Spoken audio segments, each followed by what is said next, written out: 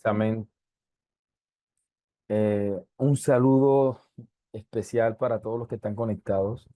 Hombre, muchas gracias por su paciencia.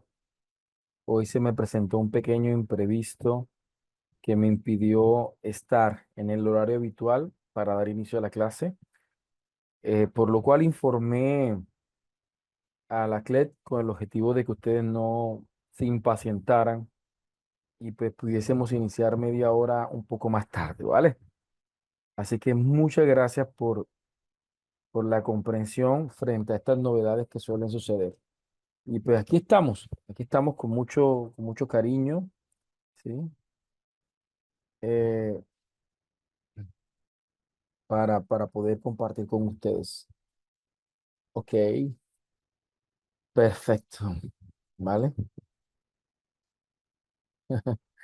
Vale, bien, pues vamos a arrancar, vamos a aprovechar al máximo el tiempo. Venimos de dos clases muy interesantes en las cuales hemos tenido la oportunidad de trabajar, eh, comprender cómo funciona la inteligencia artificial. Ayer hicimos un ejercicio de curaduría. Si usted no pudo estar en la clase de ayer, por favor, véasela. Por favor, véasela, ¿vale?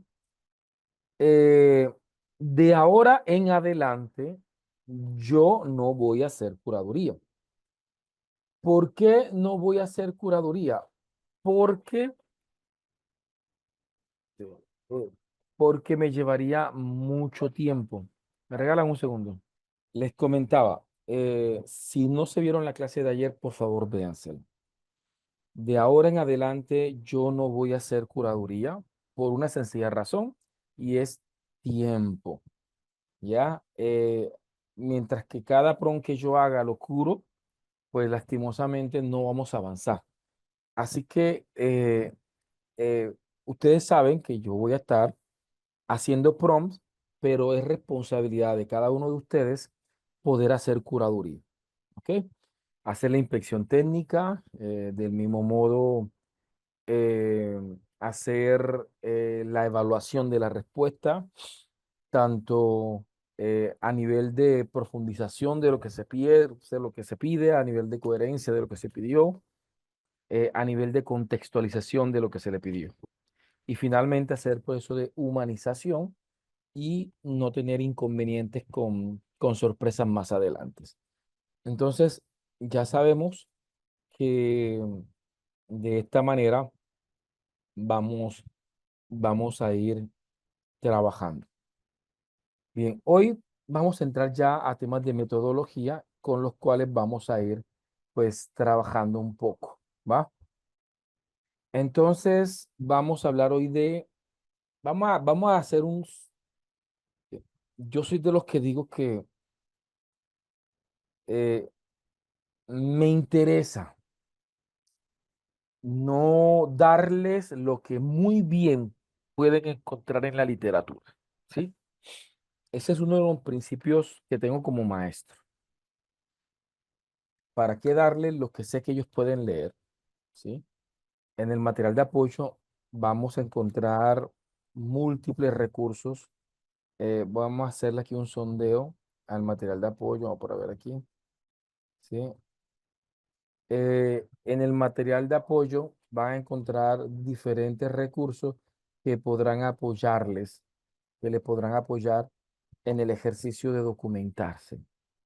Está organizada por un conjunto de temas, eh, y en esos temas que están ahí organizados van a encontrar, por ejemplo, materiales. Por ejemplo, investigaciones cuantitativas, que son las empírico-analíticas, van a encontrar literatura de apoyo, libros de metodología de investigación completos. Por ejemplo, eh, aquí está Sampieri, aunque no es solamente Sampieri, hay otros autores adicionales a Sampieri que son igualmente o quizás un poco mejor que el maestro Sampieri, y con esto tampoco puedo decir que sea poco lo que Sampieri nos ofrece mucho, pero hay diversos tipos de autores, ¿ok? Entonces, aquí van a tener literatura de apoyo, van a tener mis presentaciones, van a tener otros videos en los cuales yo estoy explicando diferentes tipos de temas. Van a estar encontrando chat terminados donde interactúo con la inteligencia artificial y van a estar encontrando plantillas editables para las presentaciones y sustentaciones de tesis y van a estar encontrando otro tipo de materiales que son muy interesantes. Entonces, me interesa en mi clase darles los que los libros no les pueden dar. Y es que es la articulación con la experiencia, con la parte práctica y en este caso con la hilación o con la integración de las tecnologías, en este caso de la inteligencia artificial. ¿Ok? Así que mis clases no pretenden ser una clase teórica sobre metodología de la investigación. No. Es una clase más reflexiva y más práctica. Me regalan acá un segundito.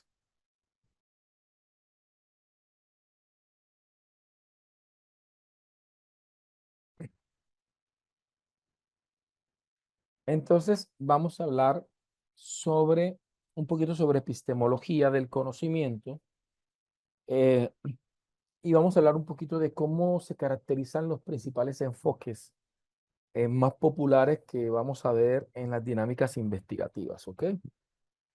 Cuando hablamos de epistemología, estamos hablando de la ciencia del conocimiento, estamos hablando de ese conjunto de saberes que nos permiten comprender el origen de un constructo, de un conocimiento, de un concepto. ¿Cuáles son las bases ideológicas, como visuales, eh, que permiten entender el origen de un saber? ¿Sí?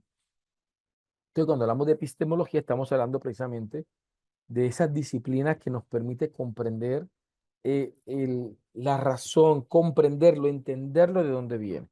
¿Sí? De dónde viene, en este caso, una disciplina.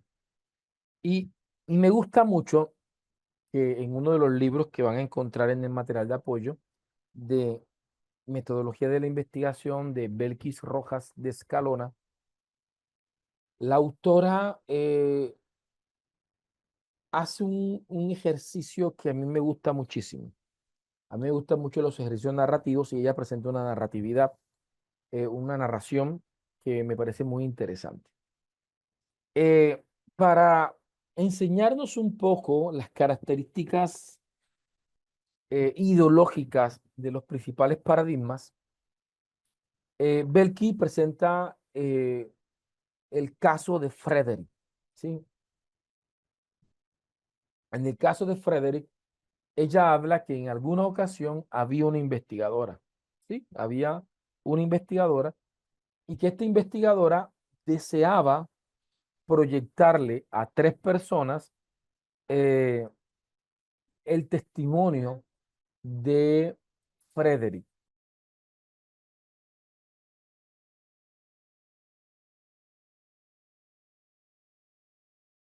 ¿Sí?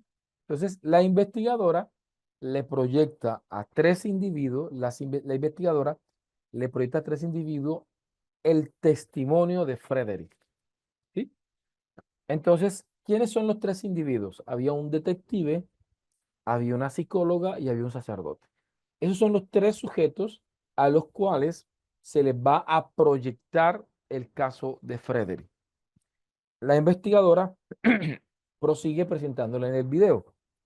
En el video se ve que entra a escena un hombre de avanzada edad, bastante desencajado, como si cargara un gran peso de culpa encima. Se sienta, eh, se cierra el plano del video y comienza de manera inmediata Frederick a hablar. Frederick dice, ella no me vio, estaba dormida o simplemente descansaba sobre el tapete. Yo entré y con decisión la tomé y la acaricié con pasión. Mis labios temblaban por el deseo y no pude resistirlo, decía Frederick. La mordí una y otra vez, no sé cuántas, hasta sentirla desvanecerse ante mí, mientras su sabor embriagaba todo mi ser. No me di cuenta, Eloísa, no me di cuenta de que morías. Te juro que no lo supe, decía Frederick. Solo cuando el néctar divino mojó mis labios y quise con desesperación repetir la experiencia del éxtasis. Solo entonces observé que entre mis manos solamente había bagazo, el esqueleto inerte de lo que antes fue. Terminaba la palabra de Frederick, la investigadora hunde pausa al video, ¿sí? Y se dirige a los tres sujetos, al detective, a la psicóloga y al sacerdote, y le pide su opinión sobre el caso de Frederick. Comienza de manera inmediata a interrumpir el detective y dice, este hombre, asegurando con firmeza, ha asesinado a alguien, una mujer. Sigue diciendo, parece un acto de canibalismo. A todas luces, parece un crimen pasional. Pero todas estas suposiciones que yo acabo de lanzar deben ser corroboradas, deben ser validadas, deben ser demostradas. Por esto necesito estudiar todas las evidencias. Hay que analizar las huellas dactilares, hay que analizar la sangre, hay que hacer un seguimiento milímetro a milímetro de la escena del crimen, como también hacer un análisis de segundo a segundo lo que pudo haber pasado y lograr determinar con exactitud, uno, los hechos, dos, cómo se produjeron y tercero, las responsabilidades involucradas en el hecho. ¿Sí? Por su parte, la psicóloga, que asienta la relevancia de lo que plantea el detective, adiciona, me parece perfecto, sin embargo, creo que también es importante que comprendamos, que investiguemos, que escarbemos sobre aquellas cosas que no son fáciles de medir, que no son fáciles de observar, ¿sí? Pero que están presentes, como por ejemplo las motivaciones que llevaron a Frederick a cometer los hechos que se están mencionando. Es decir, cuáles son los significados que pueden estar influenciando en las subjetividades de Frederick, ¿sí? ¿Qué significaba esa mujer para él? Eh, comprender la influencia que pudo haber tenido el entorno y la propia historia de Frederick y de Eloísa para que llegase a este desenlace tan fatal, ¿sí? Así que es importante también abordar aspectos que son metafísicos, aspectos que no son tan tangibles, ¿sí? Y que se debe abordar desde comprender la historia de vida, poder conversar con Frederick, poder extraer de Frederick y de las personas que le rodearon en su vida, como que también las personas que rodearon a Eloísa y que ambas rodearon la relación que ellos pudieron o no haber tenido para comprender precisamente qué sucedió aquella terrible noche. ¿Sí? Por su parte, el sacerdote que escuchaba callado decía, pues bien, el detective plantea demostrar los hechos tal cual como fueron, ¿sí? Y la psicóloga está planteando en este momento intentar hacer un análisis un poco más profundo de las razones, las motivaciones y cómo los múltiples factores emocionales, sociales, históricos, pudieron haber estado involucrados en este ejercicio, en este episodio trágico de Eloísa. Pero dice el sacerdote, pero no podemos olvidar que nos guste o no, que nos guste o no, Frederick es un ser humano, ¿sí? Quizás perdido, quizás desorientado, ¿sí? Quizás eh, perdido en sus propios pecados y perdido en sus propios demonios. Eh, Pero la muerte de Eloísa lo único que, que va a dejar es dolor, tanto en la propia vida de Frederick, ¿sí? Como victimario, como también en quienes rodearon la relación entre Frederick y Eloísa y también obviamente el dolor y las cicatrices que va a generar eh, en la memoria y en las emociones de quienes amaron a Eloísa y que quizás también amaron a Frederick y que quizás los amaron a ambos como pareja. Así que me interesa no es solamente determinar qué pasó, cómo sucedió, que me parece interesante, y, y no quedarnos simplemente en comprender las motivaciones, sino que podamos eh, generar un despertar en la conciencia de Frederick, que Frederick sea consciente de lo que sucedió, de qué hizo, que asuma las responsabilidades de sus decisiones, pero que le permita emprender un nuevo camino, ¿sí? Ya sea dentro de la cárcel o fuera de la cárcel, él pueda emprender un nuevo camino espiritual, pueda liberarse a sí mismo de esos demonios, pueda sanar su corazón, pueda también sanar el corazón de las personas que amaron a Eloísa, ¿sí? Y que puedan de alguna manera permitir una reparación, una restauración, una transformación. Pues no va a haber finales felices. ¿Por qué no va a haber finales felices? Pues Eloísa murió, ¿sí? Falleció. Pero quienes quedan en vida puedan encontrarse con la sanidad, puedan encontrarse con el perdón y puedan encontrarse con la reconciliación, ¿sí? Entonces vemos tres cosmovisiones. Y sé que al contar esta historia, algunos, por ejemplo, cuando mencioné lo de sacerdote, lo más probable es que habrán dicho, no, no, qué misericordia podemos tener con Frederick, que se pudre en la cárcel, que sufra toda su vida. Eso es una cosmovisión, es decir, una cosmovisión de la realidad.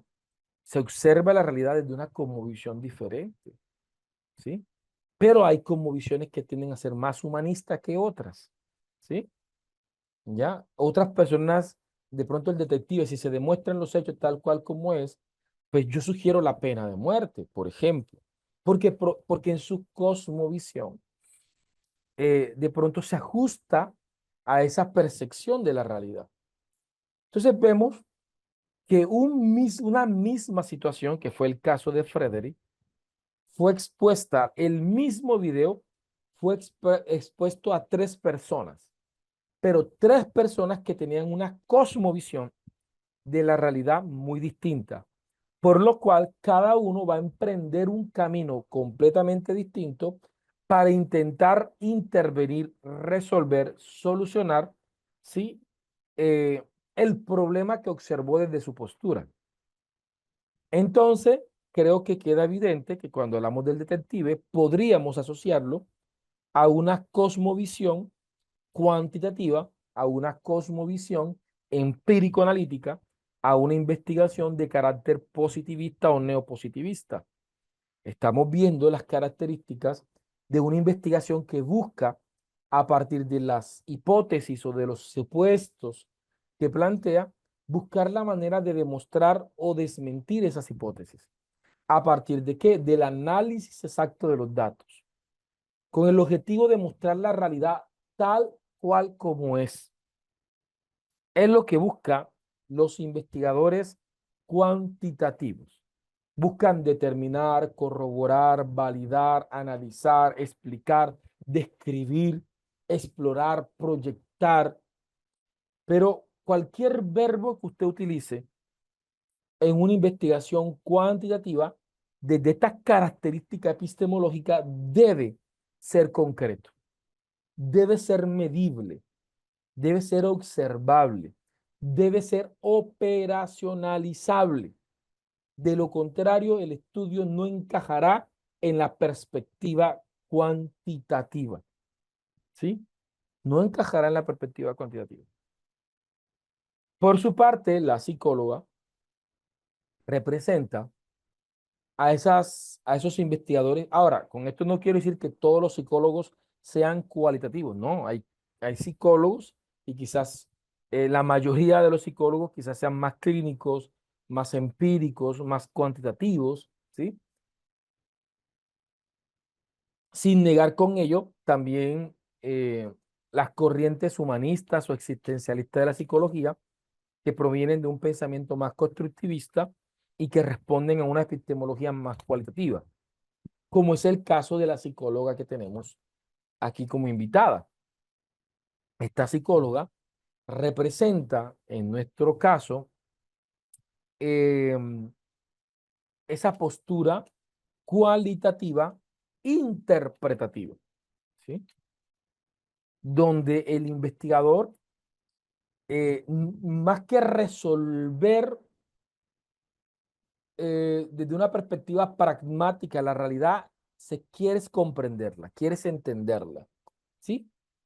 Así que estas investigaciones tienden a centrarse en poder conocer, reconocer, caracterizar, entender, analizar cualitativamente eh, un fenómeno, ¿sí?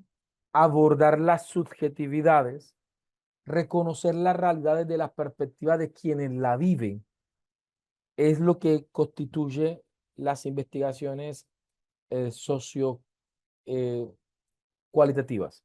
Miren, hace, hace menos de 2 semanas, Netflix qué pena, que estrenó una serie de 3, 4 capítulos que, que nos movemos en la investigación, vamos a disfrutar muchísimo.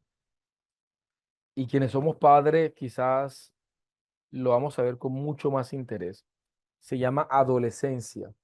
Es la historia de un joven de 13, 14 años que es acusado, ¿sí?, de haber asesinado a otra adolescente. Pues bien, ahí vemos claramente una búsqueda, o sea, pues yo me la disfruté demasiado, porque no busqué resolver. Por ahí alguien comenzaba a hacer críticas sobre la serie diciendo de que al final no resolvieron, que quedó como en el aire. No, no, no, no. Es que el objetivo no era resolver nada. El objetivo era presentar una realidad, ¿sí?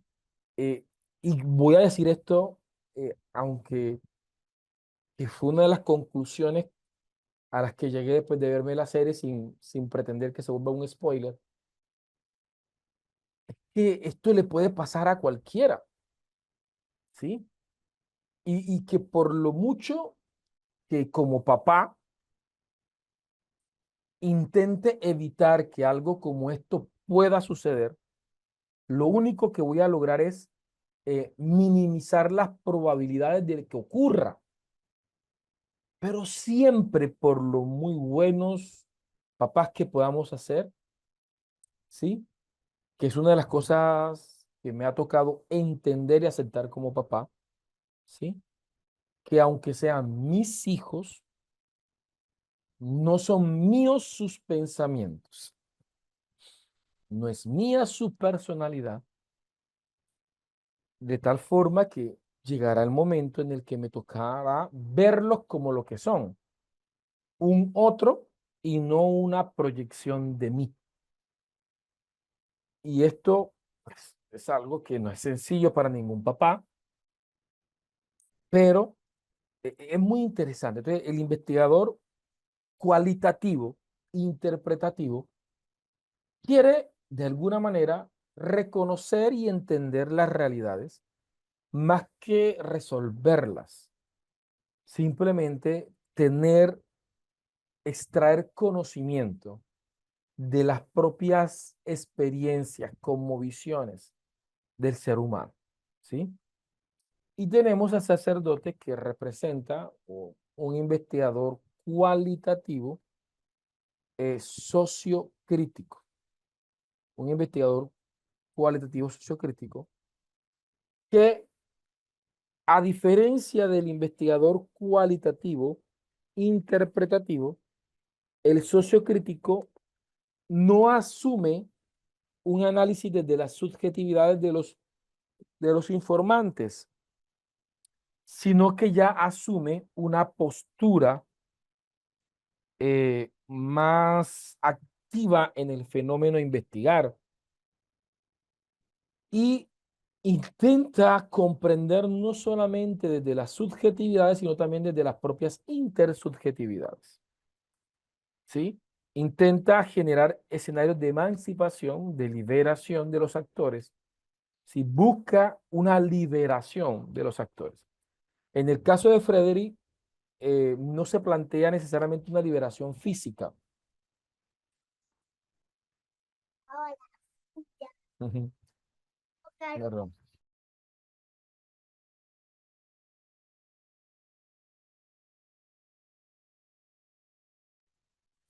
Entonces, vemos que los investigadores sociocríticos y para quienes van a hacer investigación, acción participativa, o para quienes van a hacer investigaciones sociocríticas, ya sea IA, IAP, IAPT o cualquier IA que son comunes en las investigaciones sociocríticas, ¿sí? Van a encontrar en el material de apoyo precisamente unas realidades que son muy interesantes o un material muy interesante. Por ejemplo, vámonos aquí a investigaciones sociocríticas, ¿sí? Y en el material de apoyo, la lectura de apoyo, uno de los libros que creo que deben leerse obligatoriamente si van a hacer investigaciones sociocríticas para poder comprender cómo funcionan las investigaciones sociocríticas es este libro. Si no se leen este libro, no van a comprender la epistemología de las investigaciones sociocríticas, ¿sí? Un libro de Fals Borda, el problema de cómo investigar la realidad para transformarla por la praxis. Aquí se hace un caminar entre la ciencia y la realidad, la praxis y el conocimiento, y entramos a comprender la importancia del saber de las personas que viven, ¿ya? Y entonces ahí vemos claramente que trabajan de una manera muy interesante, ¿sí? Que trabajan de una manera muy interesante, entonces son las bases fundamentales de las investigaciones sociocríticas. En estos días tuve una conversación con alguien, ¿sí? Eh, a mí la gente a veces me contacta para asesorar de manera particular y si los tiempos me dan, pues acompaño tesis.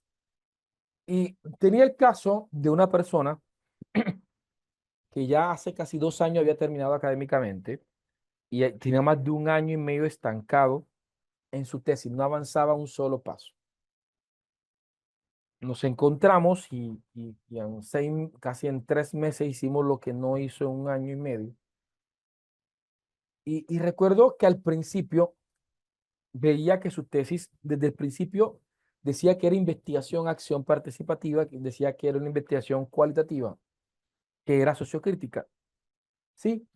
Pero su estructura completa era completamente incoherente a ese método o a ese paradigma que él había seleccionado. Cuando comenzamos a hacer las modificaciones, llegó un momento en el que él me decía, pero ¿por qué se ha hecho todas estas transformaciones? ¿Cómo están haciéndola? ¿Sí? ¿Por qué hacemos esto, esto y esto y esto y esto de esta manera? Y yo le dije, te recuerdo que yo no escogí el diseño. Tú mencionaste, te planteó ahí que su método era sociocrítico, ¿sí? Me informó que dado, dado que ya no daba tiempo para devolverse, teníamos que hacer una curaduría de la investigación en términos de la posición paradigmática que se la había aceptado para la candidatura a doctor. Entonces, hay mucha gente que se emociona y pone que su investigación es sociocrítica, que es una investigación acción participativa, sin tener claridad en dónde se están metiendo. Y no quiero desanimarlo a decirle que no hagan investigaciones sociocríticas, no, porque todas las investigaciones requieren rigor y todas las investigaciones requieren apropiación metodológica del investigador, ¿ya? ¿Sí? Pero hay muchas personas que ponen que son cualitativos, que son sociocríticos, que van a hacer una investigación-acción, y lo que uno encuentra en el documento es una postura cuantitativa, empírico-analítica, forzada. O sea, es decir, forzamos un trabajo que fue pensado y que fue, eh, por ejemplo, estaba en plena defensa un doctorado, un candidato a doctor, plena defensa de su tesis, manifestó que su investigación era sociocrítica, que era una investigación acción participativa. Y recuerdo que ya faltaban 5 minutos para que se le acabara el tiempo, los 30 minutos de su ponencia, y durante toda la investigación fue un cóctel de egocentrismo, ¿sí? Es que yo diagnostiqué, hice las siguientes actividades, eh, planteé las siguientes estrategias, diseñé las estrategias, hice la triangulación de los datos. Entonces, era un discurso egocentrista, un yo hice, analicé, realicé, eh, propicié, ¿sí? Entonces, era un cóctel de yo, había un yoísmo, y nos miramos el tribunal que estábamos allí, los pares, pues los evaluadores, y, y alguien me pregunta de los evaluadores, ¿es mi impresión o dónde está la participación? Me decía, y yo le decía a la persona, pues yo tampoco la veo. Sí, él dijo que era una investigación, acción participativa, dijo que era una investigación sociocrítica, ¿sí? Que debe ser endógena, que debe ser participativa, y lo que vemos es una postura hegemónica de acciones desarrolladas unilateralmente por parte de un investigador. Y eso genera mucho ruido en una investigación. Entonces, no es lo mismo redactar una investigación cuantitativa que redactar una investigación interpretativa, que redactar una investigación sociocrítica, que redactar una investigación emergente. Cada postura paradigmática tiene una cosmovisión, ¿sí? Las investigaciones cuantitativas tienden a ser deductivas, tienen que hacer tienen que, tienen que apuntar hacia la generalización, ¿sí? Porque eso es lo que busca la postura epistemológica de las investigaciones de carácter eh, exactas, como son las investigaciones cuantitativas. Y claro, se comprende, ¿sí? Pero cuando ya estoy en una investigación interpretativa, voy a poner un ejemplo. Alguien me llega con una investigación donde presenta que su investigación es una investigación acción participativa. Esto suele pasar mucho porque entramos en el modismo, se ha vuelto muy de moda la investigación acción participativa. A mí me fascina, mi tesis doctoral es IAP y por eso sé de qué le estoy hablando, ¿ya? Pero resulta que esta persona, porque un profesor de la universidad le dijo que necesitaba que para hacer tesis doctoral no tenía que tenía que tener varias instituciones. Él estaba observando una realidad, un fenómeno, ¿sí? Sobre inclusión, y un profesor de epistemología, de metodología, le exige que para que sea tesis doctoral tiene que trabajar en varias instituciones, que un solo colegio no es suficiente para una tesis doctoral. Allí automáticamente se alcanza a apreciar que el docente de metodología no tiene claridad epistemológica sobre investigaciones sociocríticas de investigación acción participativa. ¿Por qué? Porque estaba haciendo un argumento empírico. En las investigaciones empírico-analíticas, en las investigaciones cuantitativas, ¿sí? El muestreo tiene que ser representativo, por lo cual si voy a hacer un cuasi experimento, o si voy a hacer un experimento puro, o si voy a hacer una investigación no experimental, el tamaño de la muestra puede ser representativa a la hora de plasmar un nuevo conocimiento en un campo del saber. Pero resulta que aquí no estamos buscando ni la generalización, no estamos buscando, ¿sí? Ni la exactitud de la realidad. Aquí una investigación sociocrítica busca la emancipación de una comunidad en su contexto social, económico, político, ¿sí? Un enfrentamiento entre sus propias cosmovisiones internas que le permitan la movilidad de los estados de conciencia, que se observa a través de qué? A través del análisis de los discursos y a través del análisis de las prácticas o de las praxis. Así que imagínense una persona haciendo una investigación, acción participativa en 4 o 5 instituciones completamente distintas. Tendría que hacer una inserción social. No son las mismas características sociales, históricas y culturales que acompañan a cada uno de estos contextos. Cada uno de estos contextos tiene sus propias características, por lo cual no va a ser posible homogenizar los datos recolectados en esos contextos. ¿Sí? Entonces, vemos claramente que es muy común en estos escenarios de metodología de la investigación, donde algunos profesores que de pronto son muy buenos en un paradigma, intenten forzar las mismas características epistemológicas a otros paradigmas o a otros tipos de investigación o a otros diseños. ¿Qué nos queda entonces? Comprender las características de cada uno de los paradigmas, de sus propios diseños. Obviamente, obviamente que 10 clases serán insuficientes para esto. Por esa razón, este diplomado lo que busca es que ustedes puedan estudiar e investigar, apoyados con la inteligencia artificial, cualquier método, siempre y cuando aprendan a adaptar los prompts que vamos a desarrollar. Es decir, yo voy a hacer la actividad con un solo diseño metodológico y ustedes deben tener la capacidad de poder buscar literatura y adaptar los prompts, modificar los prompts, ampliar los prompts o crear nuevos prompts a partir de los diseños que ustedes quieran. Dicho esto, se los voy a plantear. Jamás hice un curso para el diseño de prompt, ¿sí? Simplemente cogí el conocimiento que tenía de metodología de la investigación, apliqué algo de pensamiento sistémico, ¿sí?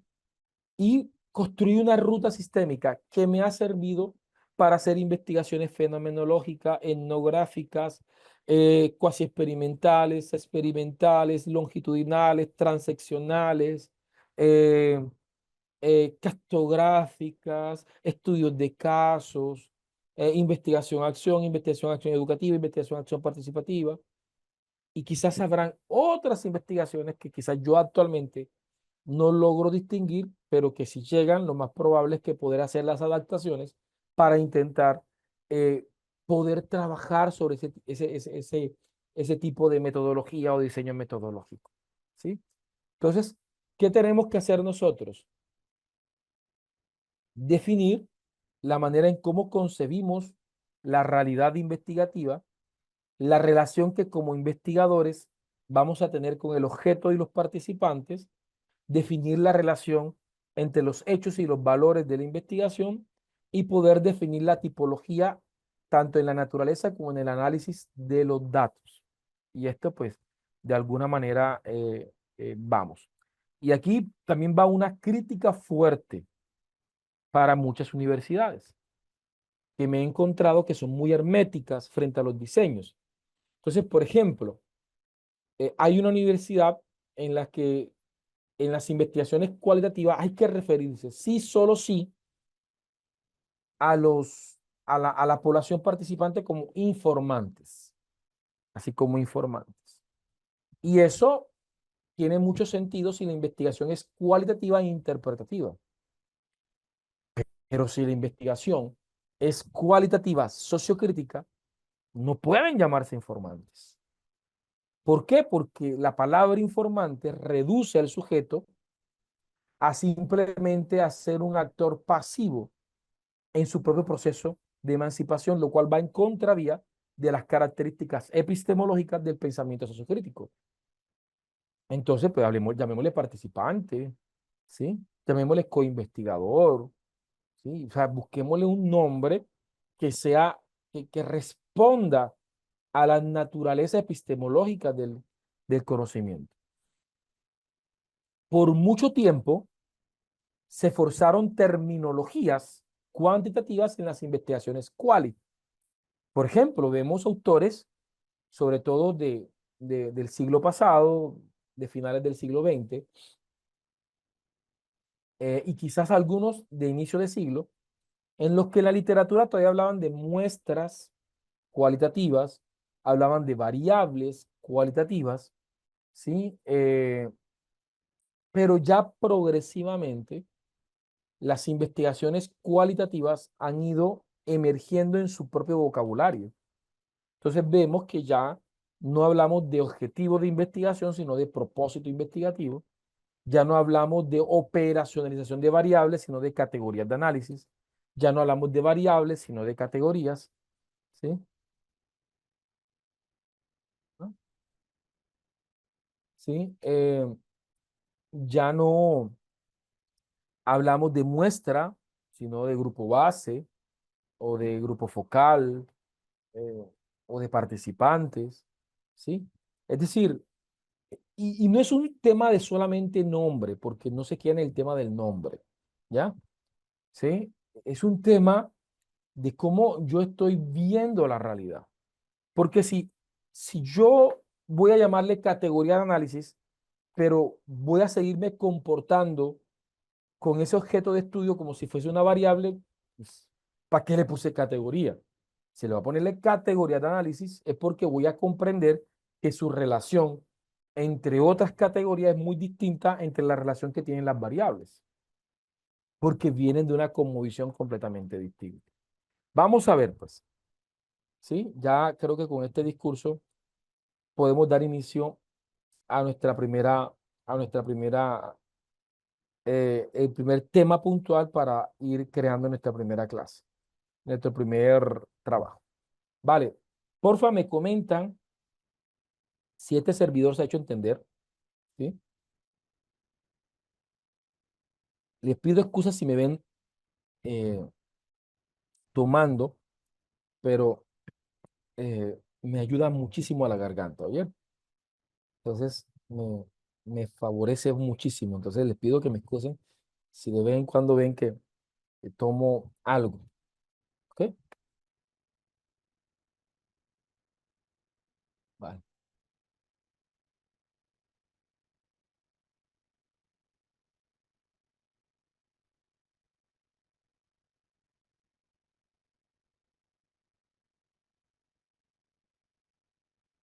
Bien, bien, aquí hay ciertas características, es decir, y quizás de pronto vayan a haber autores que lo planteen de una manera diferente.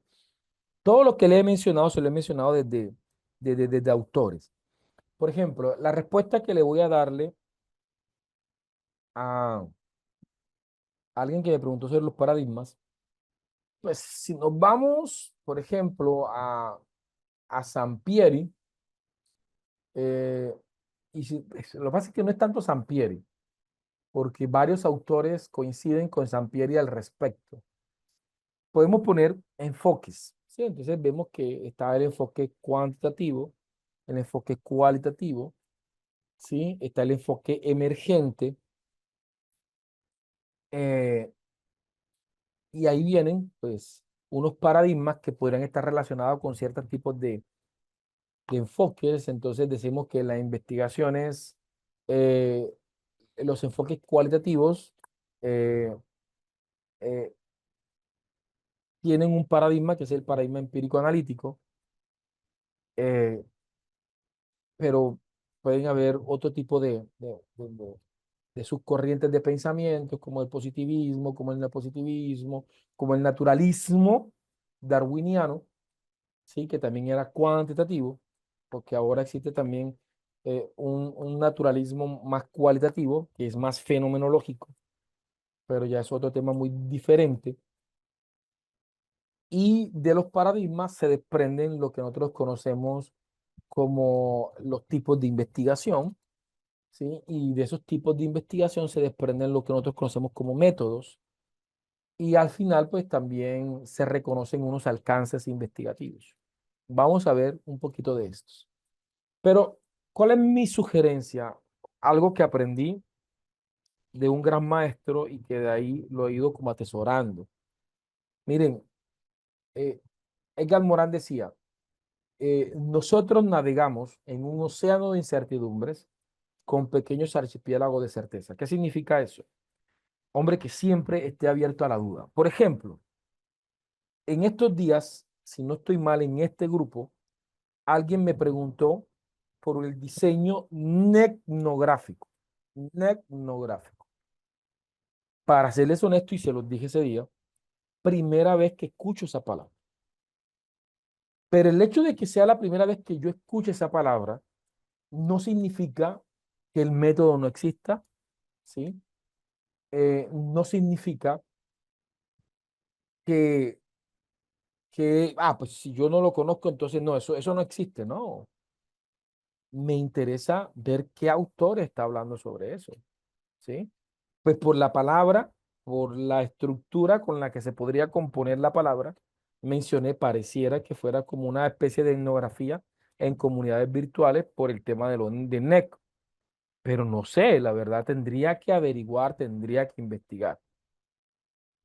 Por ejemplo, no hace mucho recibí una tesis y su diseño metodológico tenía un alcance que era proyectivo. En ese entonces, yo nunca había escuchado hablar de las investigaciones proyectivas.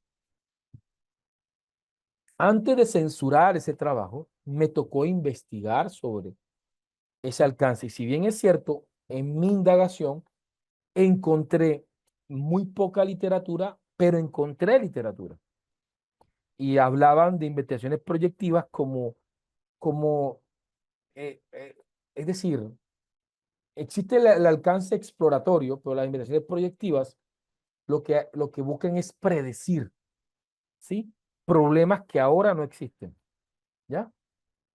¿Sí? Es decir, la exploratoria, como su nombre lo dice, está analizando problemáticas muy nuevas de las cuales no existe documentación. Pero las proyectivas van más allá. La proyectiva es que ni siquiera, ¿sí? Ni siquiera, por un ejemplo, la NASA. La NASA hace una investigación proyectiva en la que determina qué sucedería si en este momento somos impactados, ¿sí? O qué pasaría si la Luna tuviese un acercamiento por ejemplo, tuviera un acercamiento del 20% de su distancia actual a la Tierra. ¿Qué sucedería? ¿Cómo nos podríamos preparar para este hecho si de pronto se analiza que existiese la probabilidad de que sucediera? ¿Sí? O sea, ¿qué hacemos? Entonces, las investigaciones proyectivas intentan trabajar problemas que no existen en el tiempo real.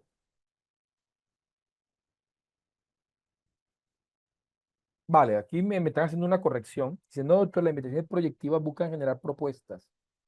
Probablemente usted las confunde con las investigaciones predictivas. Vale. En ese entonces, mi estimado Jetmar, eh, fue lo que encontré. Pero de todas formas, me siembra la duda y pues vamos a analizarla.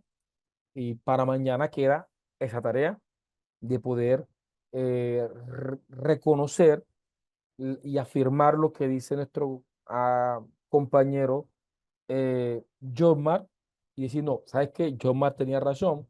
Las investigaciones proyectivas buscan generar propuestas y son las predictivas las que buscan predecir tal cosa y lo más probable, ser así, se va a subsanar ese tema.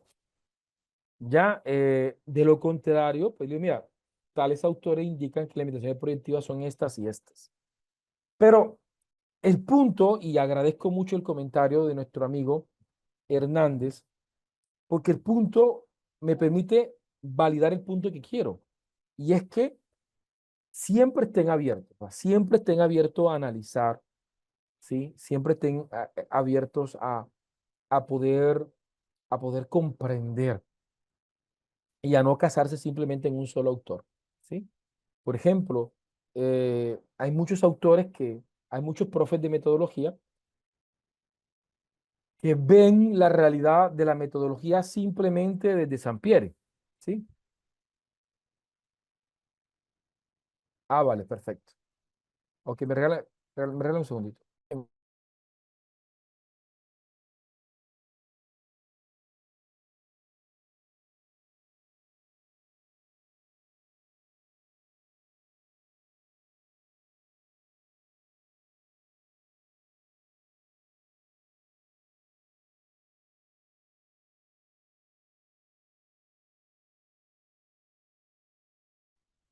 Ok,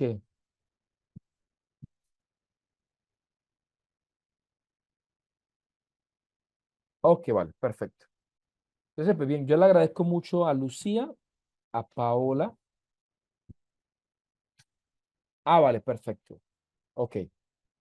Entonces, bien, les agradezco muchísimo la corrección. De igual forma, mencionaba las investigaciones proyectivas desde un caso que me pasó, ¿sí? Donde yo reconozco que no manejaba ese diseño porque de pronto por el campo de saber en el que me desenvuelvo no me había encontrado, no me había topado con ella. Y pues bien, fue muy interesante. Entonces, yo le agradezco muchísimo. Yo creo que ahí vamos resolviendo y vamos teniendo un diálogo y me parece perfecto.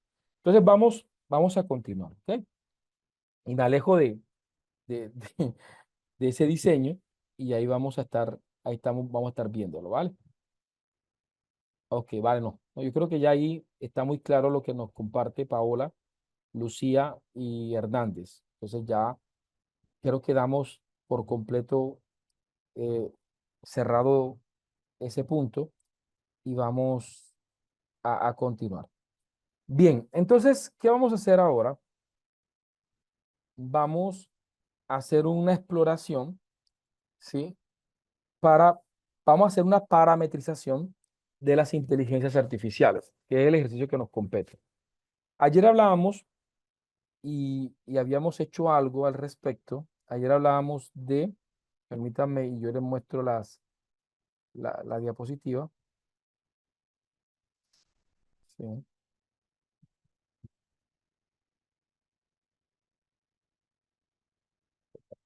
un segundito.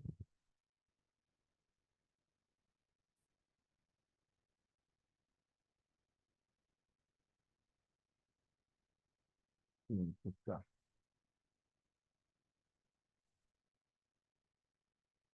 Sí. Ayer hablábamos que para trabajar con la inteligencia artificial necesitábamos asumir una perspectiva que fuera tanto epistemológica, metodológica como teórica, ¿sí? Que definiera pues, obviamente nuestra triada, ¿sí? Epistemología, metodología y teórica, ¿ya? Allí eh, considerábamos precisamente la importancia de tener estos elementos bien. Ahora, ¿qué necesitamos hacer?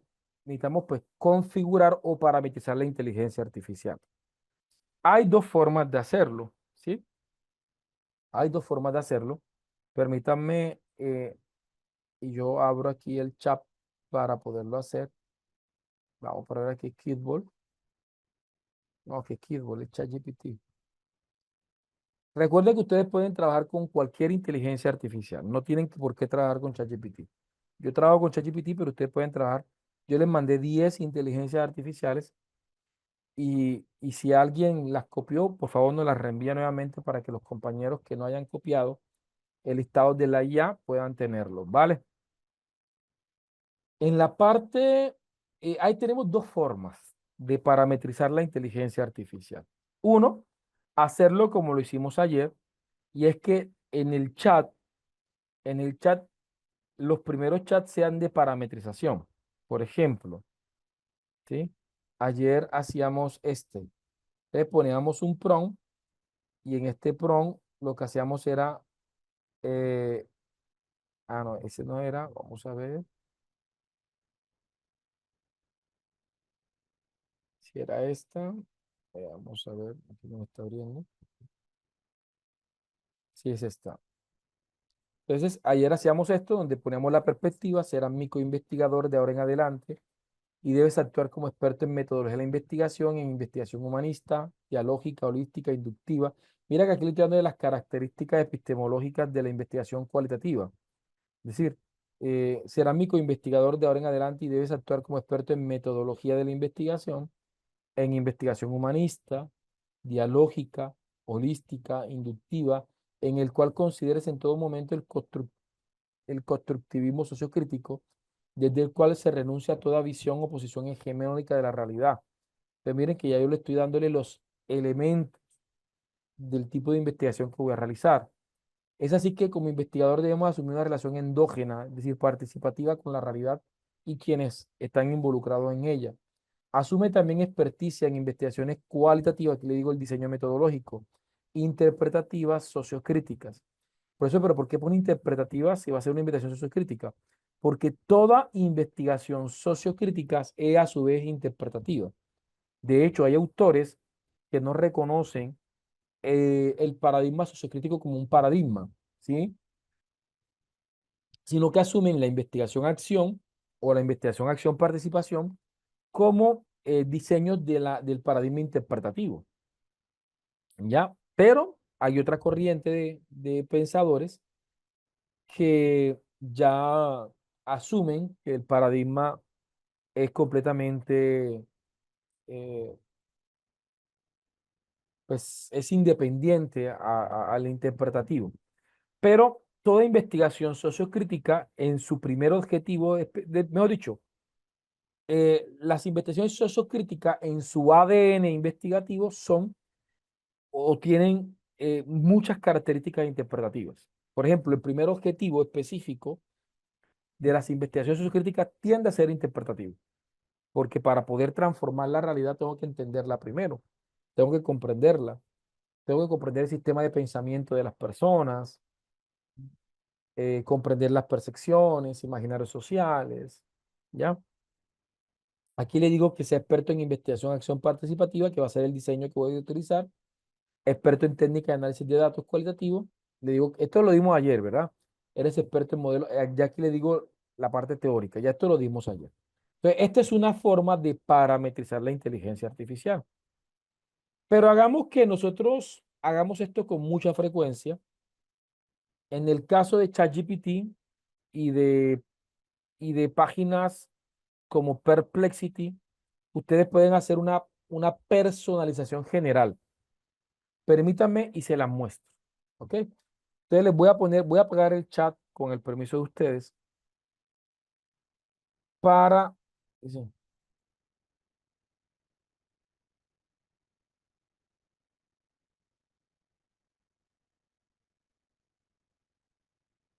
vale, bien. Aquí me hacen una pregunta muy interesante. Lucía dice, perdón, profe, pero ¿cuál sería la diferencia entre investigación sociocrítica e investigación sociológica? Vale.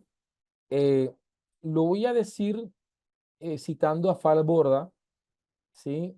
Que fue una de las, cuando él, pues, en el libro de ese de cómo investigar la realidad para transformarla desde la praxis, él comienza a iniciar una crítica sobre las investigaciones tradicionales sociológicas. De hecho, por ejemplo, permítame, y aquí hago la salvedad, eh, no soy sociólogo, pero he tenido la oportunidad de leer eh, al respecto y desde esa lectura voy a tomar la posibilidad de responderle a la compañera. Espérame acá un segundito acá, si yo...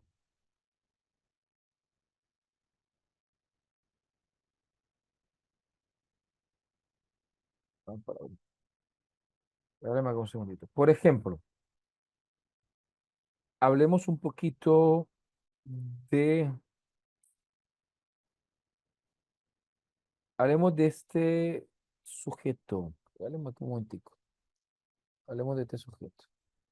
Hablemos de Durkheim, ¿sí? Bien. s- Si partimos de Agustín Comte, que fue uno de los positivistas más predominantes, eh, que estableció los tres estados de la ciencia y en los cuales rechazó dos de ellos, ¿sí?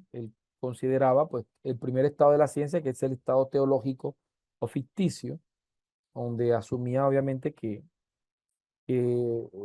este tipo de ciencias para él, pseudociencia, pues obviamente no cumplían con los requerimientos de ser considerados conocimientos reales, ¿sí? Estaba el estado metafísico abstracto, donde ya se asumen, por ejemplo, temas como los imaginarios sociales, los sistemas de pensamiento, las percepciones, ese tipo de aspectos quedaban abolidos o quedaban de alguna manera desconsiderados desde el segundo estado de la ciencia. Y tenemos el tercer estado, que es el estado científico positivista, que era lo que finalmente los autores positivistas y no positivistas asumían como conocimiento válido, o el método científico pues apuntaba hacia este estado de la ciencia que fuera concreto, que fuera medible, que fuera demostrable, y pues allí desde sus diferentes corrientes pues asumían ciertos niveles de rigidez, ¿sí? Y por eso vemos que en el caso pues de la psicología conductivista, las personas asumían que la mente era producto del estímulo externo y pues se manifestaba a partir de la conducta, del comportamiento. Es decir, eh, el conductivismo se centra en la conducta, que es lo que yo puedo observar y puedo medir del individuo. ¿A partir de qué? A partir de estímulos externos. Por eso vemos a Watson, por eso vemos a Skinner, por eso vemos a Pavlov, que en su momento, pues, crearon toda la plataforma de la psicología del aprendizaje conductivista, partiendo desde la relación entre el estímulo y el ambiente, porque en ese entonces se podía cuantificar el conocimiento a partir de las observaciones que se realizaban, producto de los estímulos a los que eran expuestos los sujetos, ¿sí? Entonces era una manera de hacer ciencia. Y las ciencias sociales, pues como todas las ciencias, también respondían a esos principios. Entonces aparece Emily Durkheim, que fue uno de los primeros investigadores sociales, ¿sí? Ya que hablamos de sociología, que comenzó a aplicar las ideas del positivismo al análisis de los hechos sociales, ¿sí? De hecho, es muy interesante porque en el libro del problema de cómo investigar la realidad y transformarla de la praxis de Falborda, él cuenta que una de las cosas que él no entendía como sociólogo era que cuando él iba a hacer investigación social, lo primero que le decían los maestros que él tenía, que eran investigadores sociales, que no podía involucrarse con la gente, porque ese nivel de involucramiento afectaba la objetividad con la que él podía analizar los hechos sociales.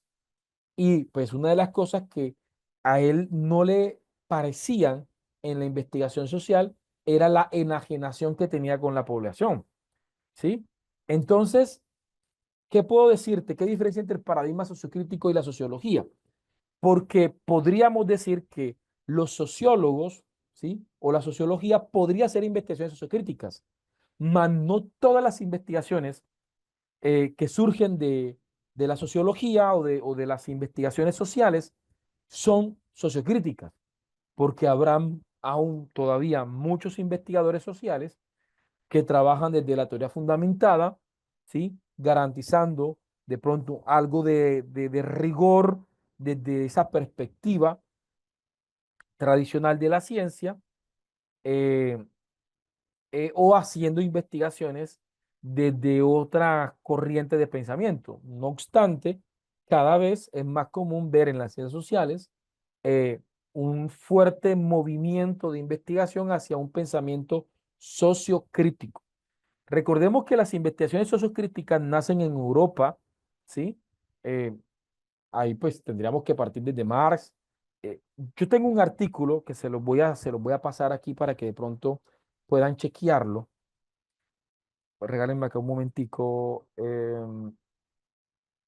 Técnicas de la IAP, Ever Coronado. Se los voy a montar inmediatamente al material de apoyo. Ever Coronado. Precisamente hago un barrido de esto en este artículo que me publicó la revista Collectivus, ¿sí? Donde, eh, qué pena. en donde platico precisamente, dice, técnicas sociocríticas de investigación, acción participativa, herramientas para transformación y emancipación comunitaria. Lo primero que hacemos para poder comprender las técnicas de recolección de datos cualitativas, ¿sí? Eh, porque aquí es donde vemos. Entonces, para la mayoría de los investigadores, pues las técnicas son observación participante, entrevista a profundidad, em, diario de campo, pero pues hay una cantidad de técnicas sociocríticas que pues han acompañado pues este paradigma desde su resurgir, ¿sí? Entonces, ¿qué comenzamos? Haciendo una deconstrucción epistémica de la teoría y pensamiento sociocrítico. ¿De dónde viene ese pensamiento sociocrítico? ¿Sí?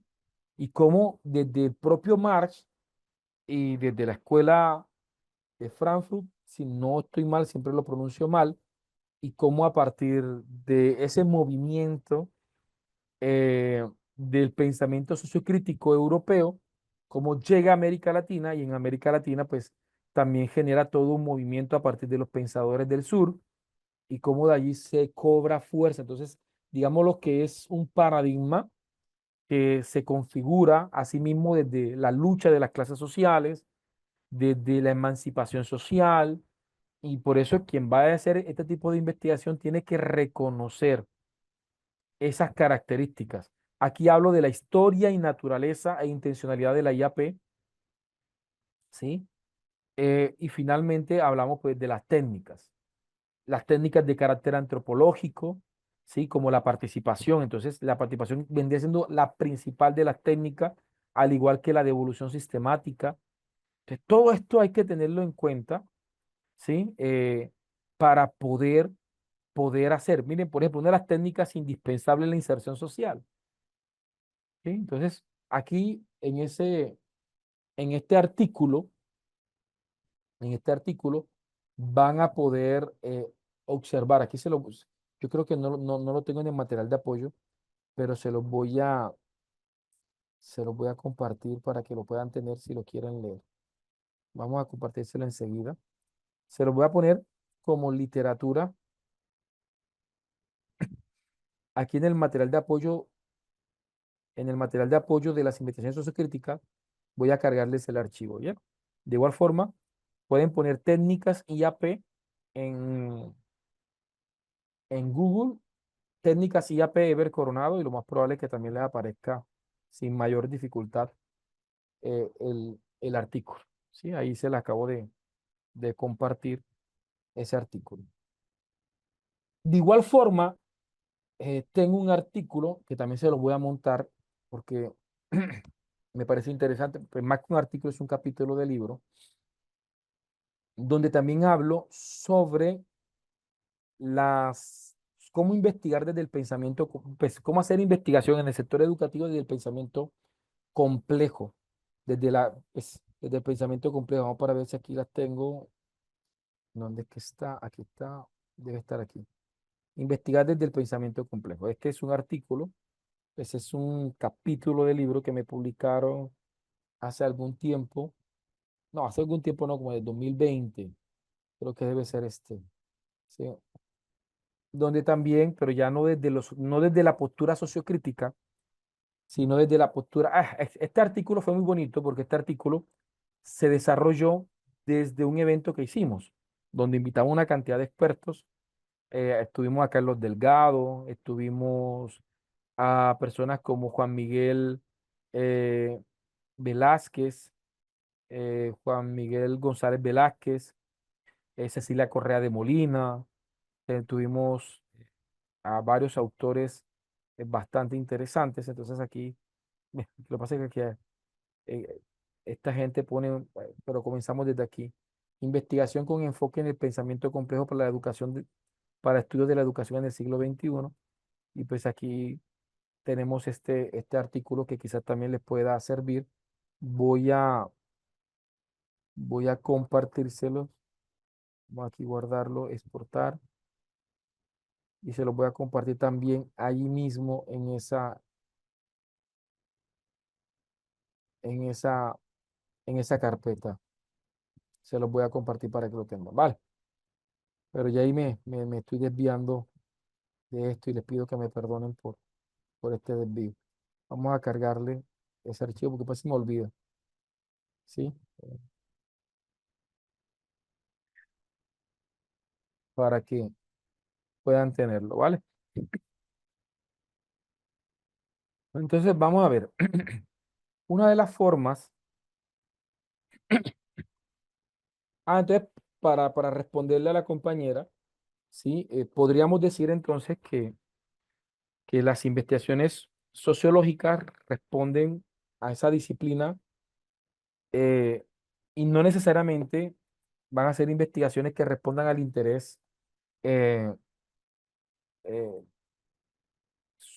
pues, ideológico, porque es que las investigaciones sociocríticas son muy ideológicas y no a todo el mundo le gusta, que ya es ver, comprender cómo una comunidad o un colectivo de personas experimentan, interpretan sus realidades. Les voy a poner un ejemplo sencillo.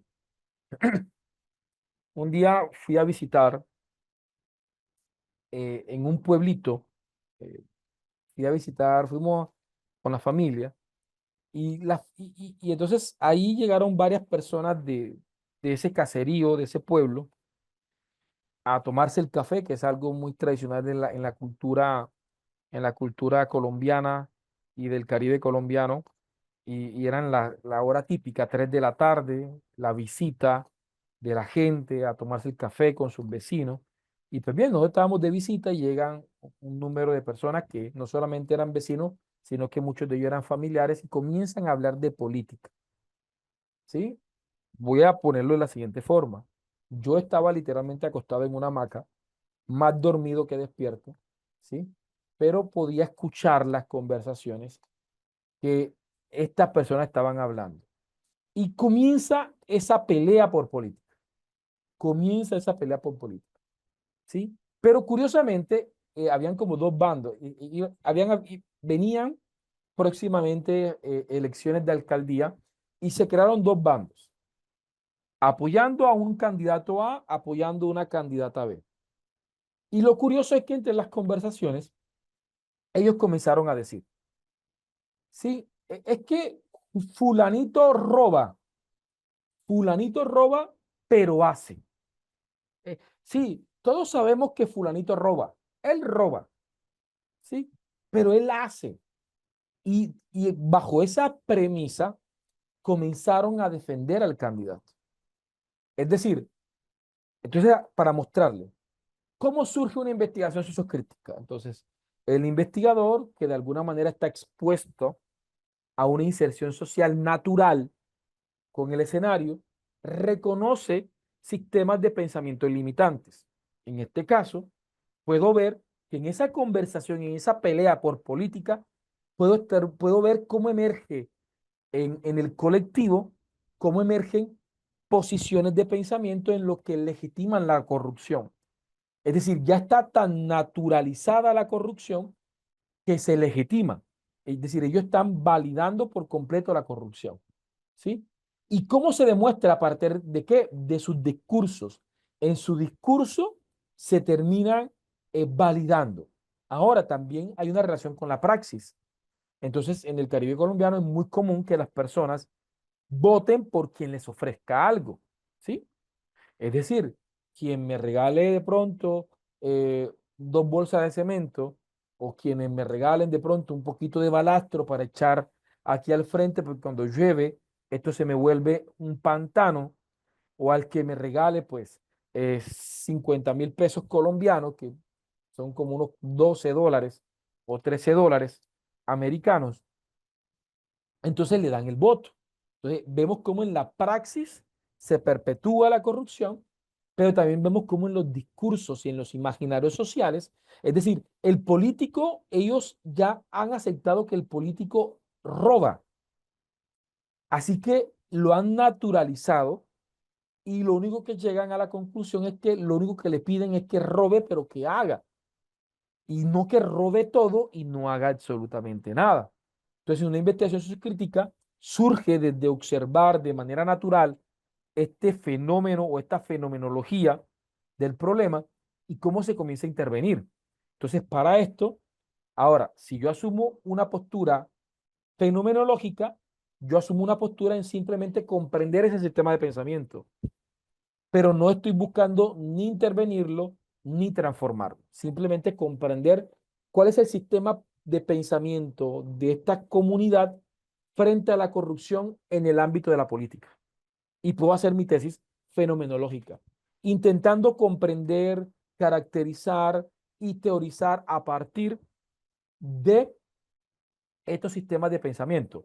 Si hay de pronto, o quiero ir a un nivel un poquito mayor, ¿sí? Y quiero crear categorías o constructos categoriales formales, es decir, crear teorías centrales, pues me voy a la teoría fundamentada, ¿sí?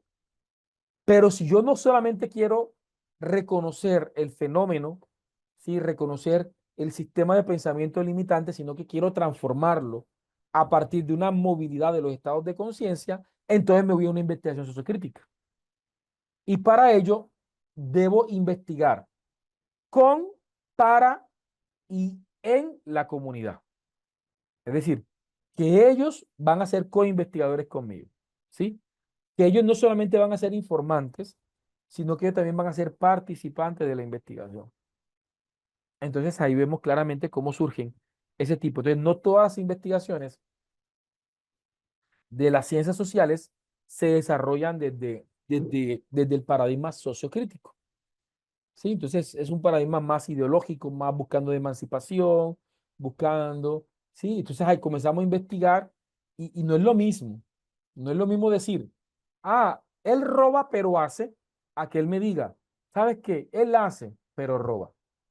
Es decir, el orden de las palabras manifiesta un despertar en el estado de conciencia. Al inicio decían, ¿sabes qué? Ellos roban pero hacen. Es decir, están legitimando la corrupción a partir del hecho de las obras que hacen. Pero después de la investigación, cuando se logra observar que ellos de pronto ya comienzan a decir, ¿sabes qué? El tipo hace, porque hay que reconocer que él hace, pero ¿sabes qué? Que él roba. Es decir, ya esta segunda expresión me está mostrando que ellos han adquirido un despertar donde ya han dejado de justificar y de legitimar la corrupción como acto político. ¿Ya? Y ahí podríamos, y si ellos se han movilizado, y si ya, pero entonces ya no me quedo simplemente con lo escrito. Ya ellos comienzan, la comunidad comienza a organizarse socialmente para hacer una organización, para hacer de pronto, eh, ¿cómo podríamos llamarle? Eh, Como control, sí, se me escapa ahora la palabra, ¿sí? Que ellos puedan hacer ese control, esa curaduría, ellos puedan estar vigilando, ¿sí?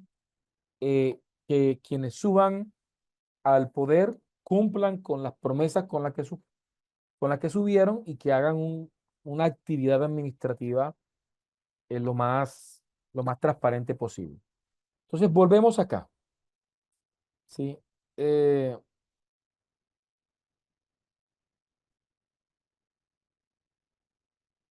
Dice, entiendo que, vamos para ver, dice, perdón, profesora, dice, me han hecho una pregunta acá, pero no. Bien. Esto es una forma de parametrizar la inteligencia artificial. Ahora vamos a hablar sobre otra forma para parametrizar la inteligencia artificial. Voy a poner los paso a paso, ¿cierto? Entonces, ¿cómo personalizar ChatGPT? Sí. Voy a hacerlo en ChatGPT y en Perplexity, pero porque no sé si en las otras lo permitan. Pero más o menos ustedes, en cualquiera que ustedes estén trabajando, traten de ubicar si esta opción está para que lo hagan. ¿Cómo personalizar ChatGPT? ¿Vale? Entonces, lo primero que vamos a hacer, mi gente, es primero entrar a ChatGPT. Los compañeros que están en Venezuela, si quieren entrar a ChatGPT, recuerden que tienen que instalar una VPN, ¿ok? Vamos a entrar a ChatGPT. Aquí les mando el enlace. Dos van a iniciar sesión. Deben iniciar sesión. Si no inician sesión, no pueden. En ChatGPT, no importa que sea gratuita. Es decir, si ustedes no están pagando, pueden hacer esto también. Cuando ya entren a ChatGPT, en la parte superior, en la parte superior derecha, aparece el icono de perfil. En mi caso está mi foto. En ustedes puede aparecer un círculo de color con una letra o su fotografía, dependiendo cómo tenga configurado el correo con el que usted ingresó. En la parte superior derecha, ¿sí? Le dan clic al círculo con la letra o la imagen, ¿sí? Porque no sé, cuando le dan clic allí, se desprenden unas opciones y ponen personalizar ChatGPT. 4, ponemos personalizar ChatGPT. Vamos a hacer lo siguiente. Yo voy a hacer esto, lo voy a hacer primero en ChatGPT y después lo hago en Perplexity para que nos vayamos a una práctica, ¿ok? Le digo personalizar ChatGPT y aquí me aparecen, ustedes tienen que aceptar, les va a aparecer un mensaje para aceptar. 5, aceptan o confirman la ventana que le aparece, la ventana que les aparece. Porque él dice, va usted a modificar, usted dice confirmar, aceptar, ¿sí?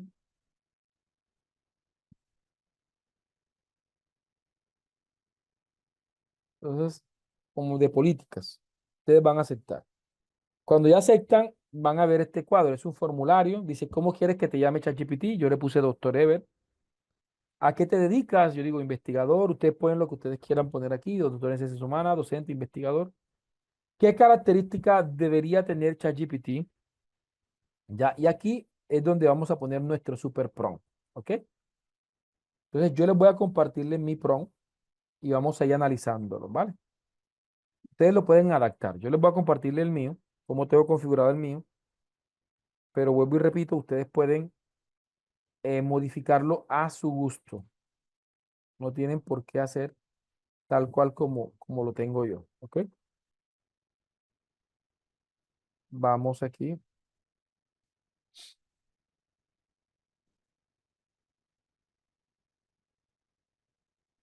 Vamos a ver aquí. Voy a poner mi prompt. Entonces yo le tengo lo siguiente. Le pido a la inteligencia, como yo lo utilizo para hacer investigación principalmente, le dije, responde con un lenguaje técnico, académico y científico. Evita generar datos inexistentes o alucinaciones. ¿Sí? Aquí le puse para que ella me minimice. Ahora, recuerden que aunque yo le ponga esto, si yo no lo alimento bien, puede que llegue a estados de alucinación. Y bajo ningún motivo proporcione fuentes ficticias que no puedan ser corroboradas. En su lugar, fundamenta tu discurso en referencias verificables. Cita siempre según la norma APA y dentro de los párrafos incluye citas textuales o parafraseadas de menos de 40 palabras, ya sea de manera narrativa o parentética según corresponda. Asimismo, pues es que a veces no pido norma APA y él me las da. Asimismo,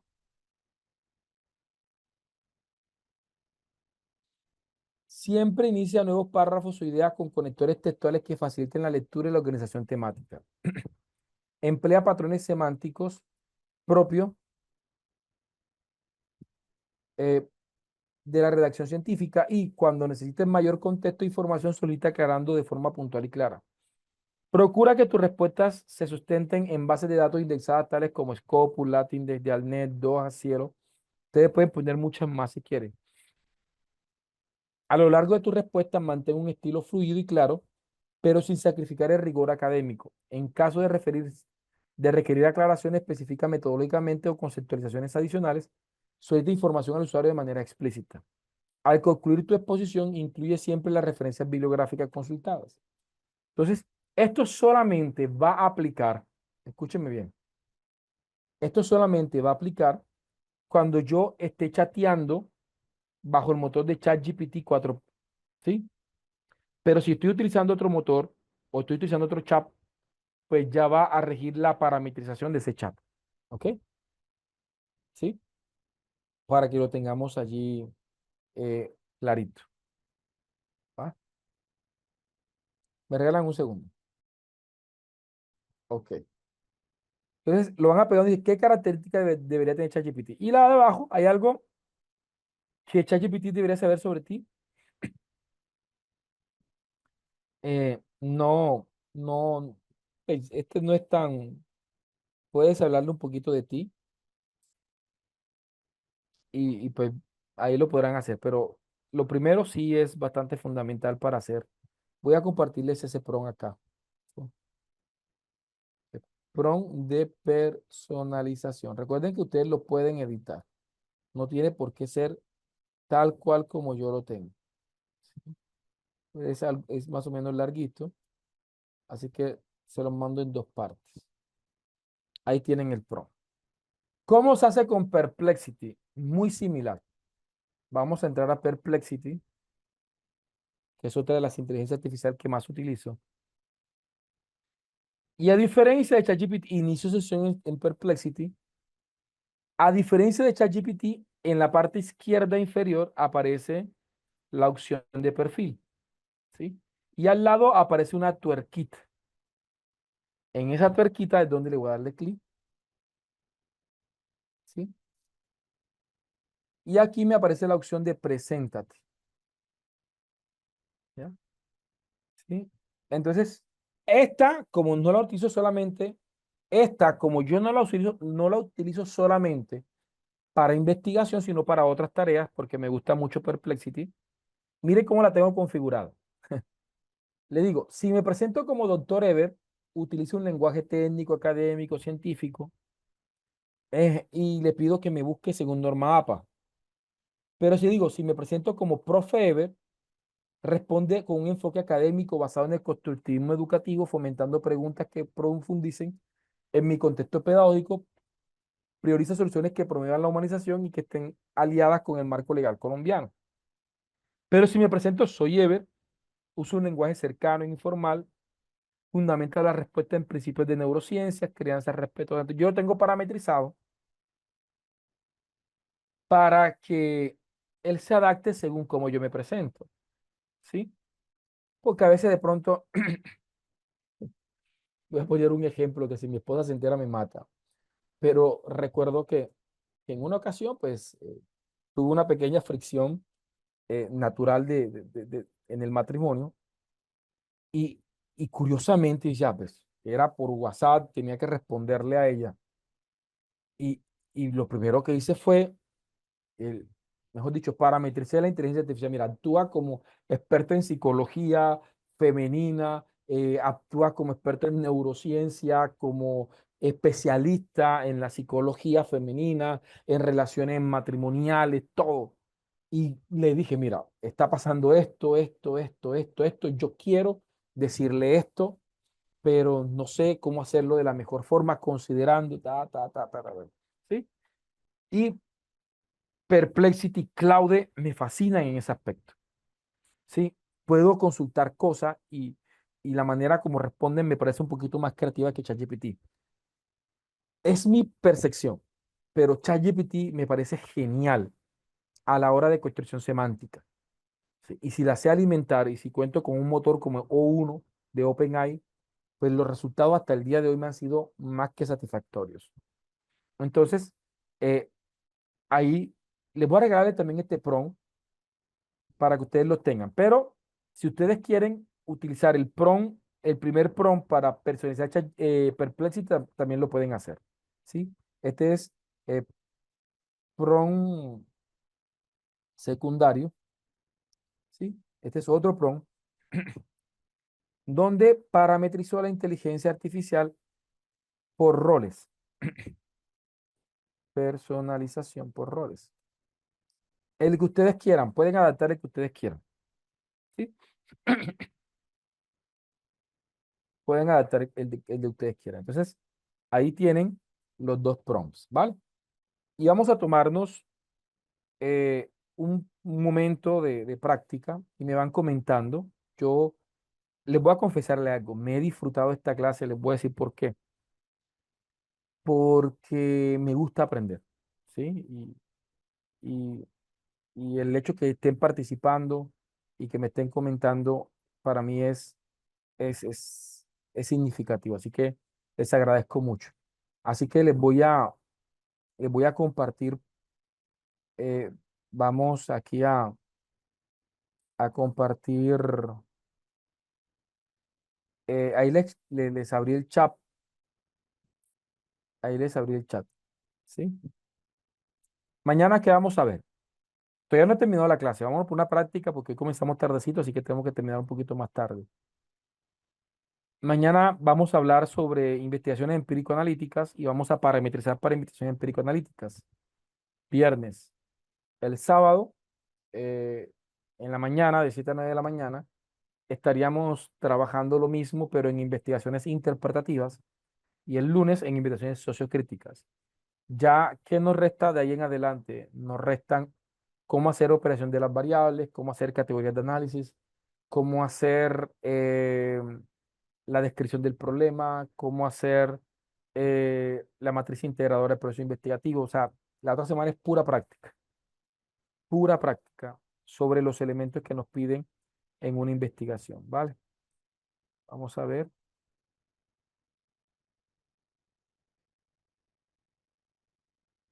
Entonces son las 3:03, vámonos hasta las 3 para que adapten, porque no es copiar y pegar, para que adapten, vámonos hasta las 3:15, ¿sí? Para que adapten, vamos hasta las 3:15. Copian, pegan y adapten. Me dice si se va entendiendo.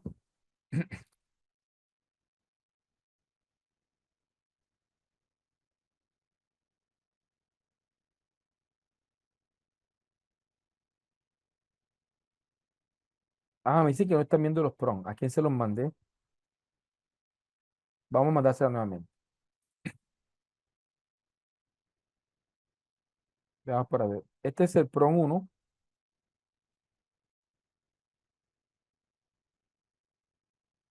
Por favor, no escriban para yo poder mandar los PROM, ¿vale?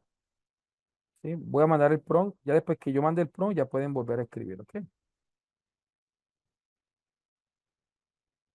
Esta es la primera parte del primer PROM. Voy a mandar la segunda parte del primer PROM. Ahora les voy a mandar el segundo PROM. Recuerden que son dos opciones diferentes. Ahora, si alguien quiere integrar los dos en un solo PROM, sería genial. Profe, ¿y cómo lo hago? Pues sencillo. Copie los dos PROMs y puedes decirle a ChatGPT o a otra inteligencia artificial, mira, con estos dos PROMs y armame un solo PROM, integrando las características de ambos. Y lo más probable que la misma inteligencia artificial le ayude a integrar estos dos PROMs en un solo PROM. ¿Sí? Pero tienen que especificar que no, porque yo creo que son 1500 caracteres. No se puede pasar de 1500 caracteres. Así que tendrían que decirle a la inteligencia artificial que no pase de 1500 caracteres. Ya aquí les acabo de compartir los dos prompts, ¿vale? ¿Ok? Ok, cuéntame cómo les fue. Vamos a continuar con las 3:15. Y prueben el prompt. Por ejemplo, decirle aquí, nuevo chat. Acabo de crear un nuevo chat. Voy a preguntarle, háblame sobre, vamos a ver, sobre las investigaciones proyectivas. ¿Sí?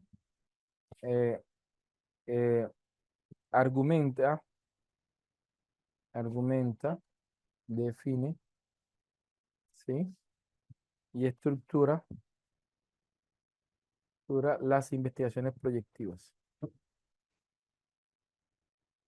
Vamos a ver, que fue un tema que abordamos hoy. Dice, con mucho gusto, doctor Ever. ¿Se dan cuenta? Yo no le pedí, miren que yo le puse, argumenta, define, estructura la investigación solamente. Dice, naturaleza epistemológica de la investigación proyectiva. Desde una mirada cualitativa, ideológica y transformadora, las investigaciones proyectivas se construyen como forma emergente de indagación orientando a no solo la comprensión de fenómenos sociales y subjetivos, sino también a la generación de propuestas de acción o proyecciones transformadoras, particularmente en escenarios educativos, comunitarios y organizacionales. Este tipo de investigación se distancia del enfoque puramente diagnóstico o explicativo, pues su interés fundamental radica en la formulación de alternativas de solución de mejora. Vean, interesante. Definición y fundamentos teóricos. Teóricamente se encuentran sustentadas en los postulados de investigación acción participativa en el constructivismo sociocrítico y en la planificación prospectiva, que por eso fue que yo lo veía como prospectiva participativa, integrando dimensiones, y participación crítica y reflexiva, comprensión situada, presión creativa y viable. Sí, diagnóstico participativo del contexto, análisis crítico, sí, vamos para ver, sí, pero, y acá me da la referencia. Mire que yo no las pedí, sí, pero no sé, no sé, me causa algo de duda. Me da miedo que ya sea una respuesta forzada. Tendría que de pronto, me voy a preguntar en una IA donde no esté parametrizada, porque yo tengo mi inteligencia artificial muy parametrizado con lo sociocrítico y con la investigación acción participativa. Me da miedo que esa respuesta haya sido influenciada. Aquí no está, aquí no la tengo tan parametrizada con ese tema, sí, que no vaya a haber un sesgo por parte de la inteligencia artificial. Así que vamos a ejecutar, ¿sí? Vamos, vamos para ver si aquí me responde de una manera diferente.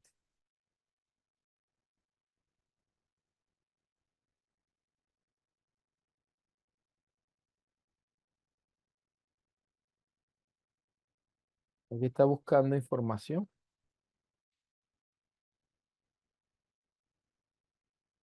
Dice, la investigación proyectiva se rige como un modelo metódico orientado a la solución práctica de problemas mediante diseño de propuestas innovadoras. Combina análisis situacional con creación de transformación de realidades, integrando enfoques holísticos y participativos.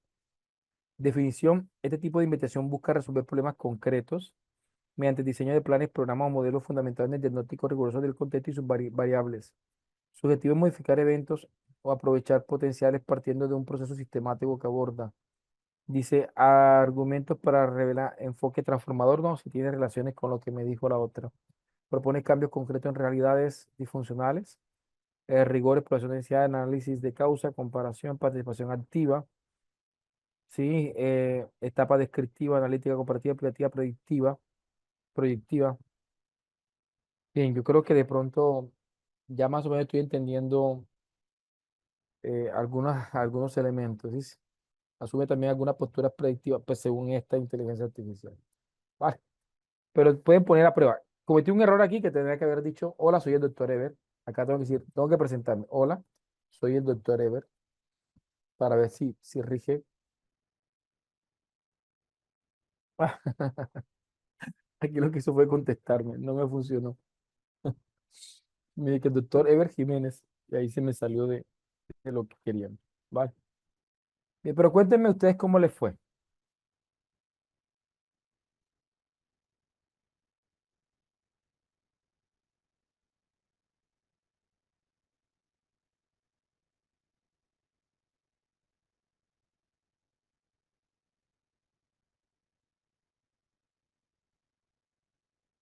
Ok,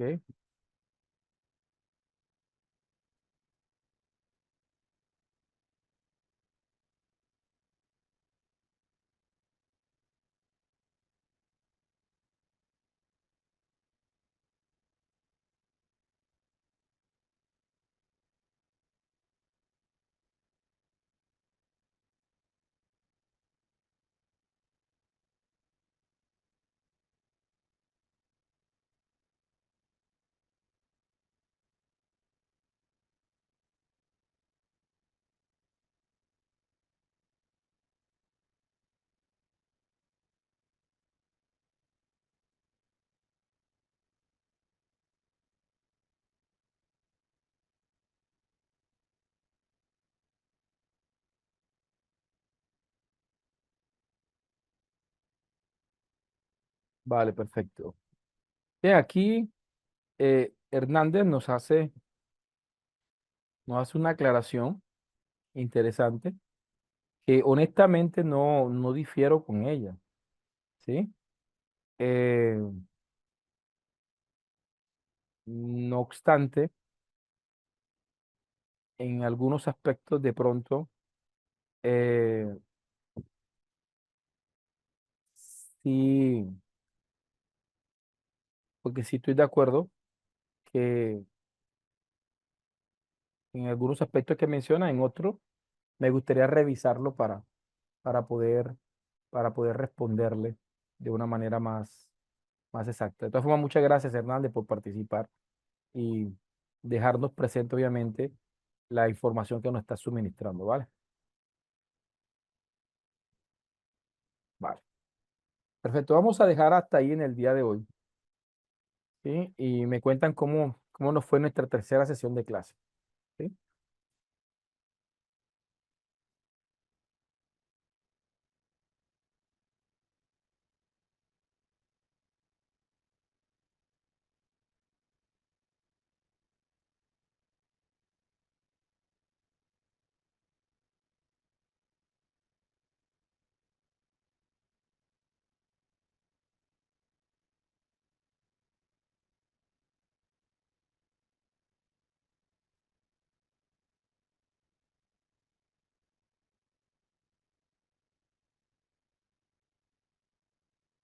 Sí, pero yo estoy de acuerdo en lo que dice que lo sociocrítico y lo sociológico no son tipos de investigación, son posturas mayores a los tipos de investigación, a los métodos. El método vendría siendo la IAP, o el diseño vendría siendo la IAP, claro, afirmativamente. La primera se desarrolla en el contexto del modelo epistémico del materialismo histórico completamente de Marx, ¿sí? Estoy de acuerdo con lo que mencionas de Marx. Por impactos de diversas disciplinas, por ejemplo, hay perspectivas marxistas en la sociología, la educación, la politología, historia, completamente de acuerdo. Por lo tanto, a la manera de Fernando Mire, un paradigma es una perspectiva, una manera de ver el conocimiento positivista, estructurativo, pragmático. Eh, sí. No obstante, por ejemplo, a mí me gusta mucho Guba, ¿sí? Cuando Guba plantea, obviamente, los elementos que se requieren para definir un paradigma, eh, me parece que no estamos limitados solamente a las estructuras de paradigmas tradicionales. Por ejemplo, cuando, por ejemplo, Carlos Delgado y autores plantean al paradigma emergente, ¿sí? De alguna manera parten de una base de lo que se supone que es el paradigma, tal cual como lo menciona, la manera en cómo vemos una realidad, que define la relación en cómo observo la realidad, en cómo mm, se define la relación que tengo como investigador con los participantes y otras características más que definen, obviamente, que eso responde a una postura paradigmática. Sí, sí. Y yo lo mencionaba, por eso algunos autores siguen poniendo a los socios críticos como una subcorriente de lo fenomenológico, de lo interpretativo, ¿sí? Pero no obstante, también hay otros autores que ya lo comienzan a considerar como una postura paradigmática independiente, ¿vale? Ok. Dice, cuando se habla de IA, hablamos de Pierce Chain, pero quien desarrolla el método es Krug-Lewin, ¿sí? En cambio, eh, este sí no lo conozco, sin embargo, es Falborda quien estructura el método en su famoso estudio con los finqueros colombianos. Pues sí, lo que hace Falborda es hacer como, pues para mí, lo disruptivo de Falborda fue que literalmente, considerando el movimiento de los pensadores del sur, lo que hizo fue pues darle sus propias características de implementación al método, desde unas características que respondieran a las necesidades de las luchas sociales, eh, pues él en Colombia, pero habrán otros que lo hicieron desde Latinoamérica. ¿Sí? Vale. Muchas gracias, mi estimado Hernández. Sería fantástico un cafecito con usted. Vale.